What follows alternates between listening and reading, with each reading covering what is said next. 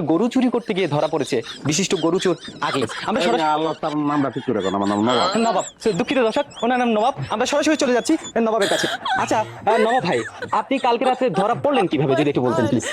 সবাই যেমন ধরা খায় আমি অন্য ধরা খাইছি বুঝছেন এই খেলাইছে এরপরে ধরা খাইছি কট কর হ্যাঁ আচ্ছা নবাব ভাই হ্যাঁ, আপনি বলেন। এই নিয়ে কতবার আর কি জনতার কাছে ধরা খেয়েছেন যদি 10 বার ধরা খাইছি এই 10 বার ধরা খাইছি 10 বার আচ্ছা আপনি যে গরু চুরি করেন মানে